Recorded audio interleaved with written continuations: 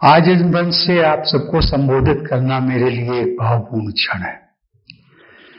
आज तक मैंने अनेकों बार आप सभी को विभिन्न अवसरों पर संबोधित किया है, परंतु आज का ये अवसर मेरे लिए अलग है, क्योंकि आज की चर्चा का विषय मेरा अपना निजी जीवन है।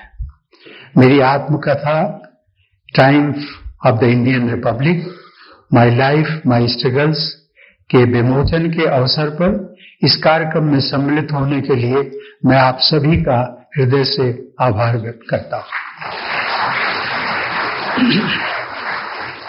मैं सोच रहा था कि आज मैं क्या बोलूं। सब कुछ तो मैंने अपनी इस आत्मकथा में लिख ही दिया है, पढ़ने वाले पढ़ ही लेंगे। फिर भी इस अवसर पर मेरे हृदय में कुछ स्मृतियां उभर रही हैं जिन्हें आपके साथ साझा करने का मन करता है।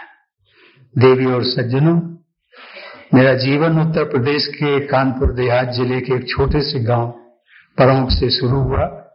वो गांव छोटा था, लेकिन वहां एक ऐसी अनमोल पूंजी मुझे विरासत में मिली जो किसी भी संपत्ति से बढ़कर थी। आपसी संवेदना व भाईचारा और समुदाय की गहरी भावना। गांव में किसी को संबोधित करते समय हम उनको नाम लेकर बुलाने के बजाय पारिवारिक रिश्तों से जोड़कर संबोधित करने की परंपरा थी। किसी को चाचा चाची, किसी को भैया दीदी, बेटा बेटी, दादा दादी, अम्मा बप्पा ताऊ आदि कहकर एक दूसरे को यथा योग्य संबोधित करते थे। प्रेम और स्नेह पर आधारित मानवीय संबंधों के संस्कार जो मेरे जीवन का अभिन्न हिस्सा बने, वो मैंने अपने गांव में ही सीखे।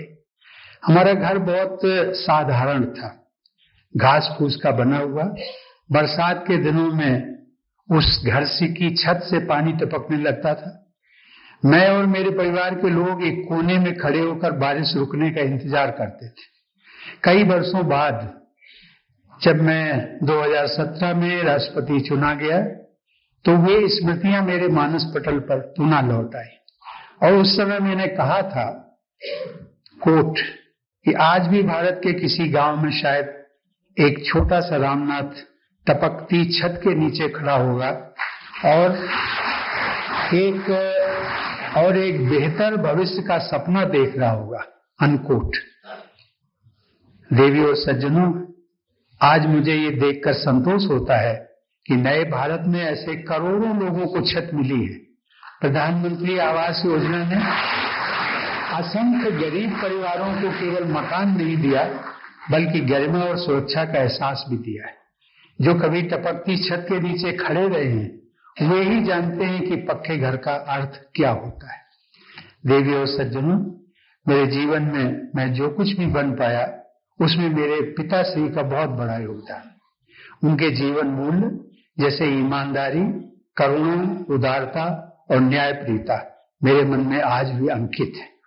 मेरे पूज्य पिताजी को शिक्षा के महत्व पर अटूट विश्वास था। वे मानते थे कि शिक्षा ही असीम संभावनाओं के द्वार खोलती है और जीवन में नई दिशाएं और अनगिनत अवसर प्रदान करती है।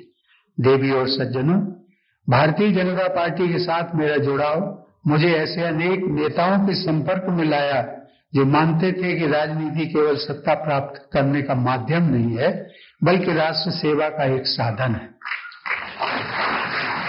उनमें से सबसे वरिष्ठ नेता थे श्री अटल बिहारी वाजपेयी, जिन्होंने मुझ पर एक गहरी छाप छोड़ी। अंत्योदय की भावना के साथ अटल जी जीवन पर्यंत समाज के अंतिम पंक्ति में खड़े व्यक्ति को मुख्य धारा में लाने के लिए समर्पित रहे। अपने सार्वजनिक जीवन में एक और कार्यकर्ता के रूप में मेरी मुलाकात श्री नरेंद्र मोदी जी से हुई। उस समय वे पार्टी संगठन में अत्यंत सक्रिय भूमिका निभा रहे थे। संगठन के कार्यक्रमों में उनके साथ काम करने का अवसर मिला। इस दौरान उनकी जिस बात ने मुझे सबसे अधिक प्रभावित किया, वह थी उनकी दूरदर्शिता, विकास के प्रति उनकी प्रतिबद्धता और साधारण कार्यकर्ताओं से सहज जुड़ने की उनकी क्षमता। शासन और विकास के विषय में उनकी बातों में एक स्पष्टता और दृढ़ता दिखाई देती थी। मैंने उनके भीतर संगठनात्मक दक्षता और दूरदर्शी सोच का अद्वितीय संगम देखा। देवियों और सज्जनों, मेरे राजनीतिक यात्रा का आरंभ भाजपा के साथ हुआ। उसका एक कारण था कि इस पार्टी में राष्ट्र सर्वोपरि की बात चरितार्थ की जाती है।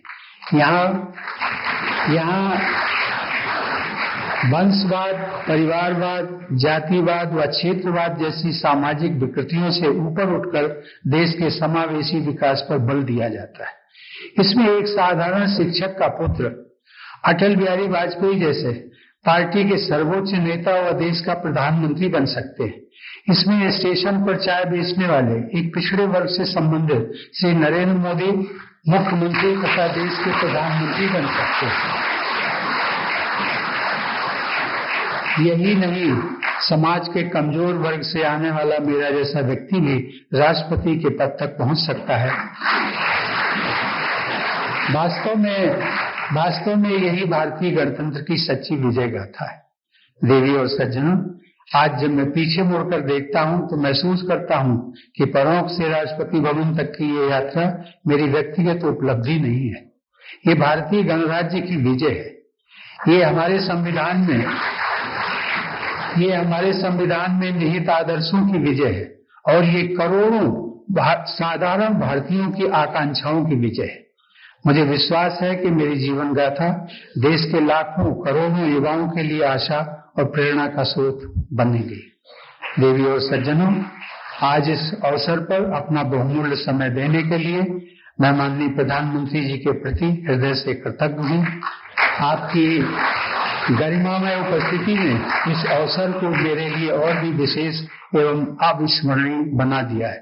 इस पुस्तक की परिकल्पना से लेकर इसे पूर्णता तक पहुंचाने में महत्वपूर्ण योगदान देने के लिए मैं प्रकाशक रूपा पब्लिकेशंस को भी धन्यवाद देता हूं। और अंततः आज यहाँ उपस्थित आप सभी का मैं हृदय से आभार व्यक्त करता हूं।